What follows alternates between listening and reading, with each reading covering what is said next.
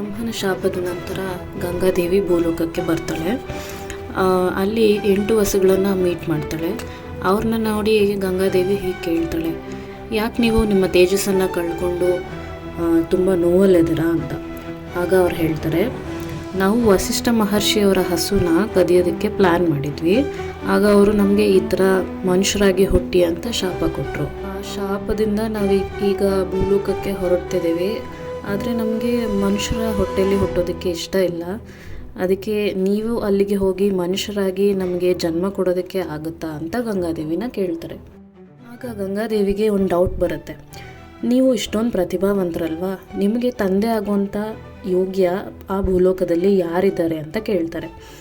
ಆಗ ಆ 8 ಹಸುಗಳು ಹೇಳ್ತಾರೆ, ಭೂಲೋಕದಲ್ಲಿ ಶಾಂತನು ಅಂತ ಒಬ್ಬ ರಾಜ ಇದ್ದಾನೆ.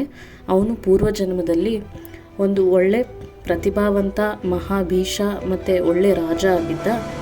ಹಾಗಾಗಿ ಅವರೇ ನಮಗೆ ತಂದೆ ಆಗೋದು ಶ್ರೇಷ್ಠ ಅಂತ ಅನಿಸುತ್ತೆ ಅಂತ ಅವ್ರು ಹೇಳ್ತಾರೆ. ಆಗ ಗಂಗಾದೇವಿಗೆ ಮಹಾಭೀಷ ಎಲ್ಲಿದ್ದಾನೆ, ಬ್ರಹ್ಮನಿಂದ ಶಾಪ ಪಡೆದಂಥ ಮಹಾಭೀಷ ಎಲ್ಲಿದ್ದಾನೆ ಅನ್ನೋದು ಗೊತ್ತಾಗುತ್ತೆ. ಸರಿ ಆಗಲಿ, ನಿಮ್ಮ ಕೋರಿಕೆನ ನಾನು ನೆರವೇರಿಸ್ತೀನಿ ಅಂತ ಮಾತು ಕೊಟ್ಟು ಗಂಗಾದೇವಿ ಭೂಲೋಕಕ್ಕೆ ಬರ್ತಾಳೆ.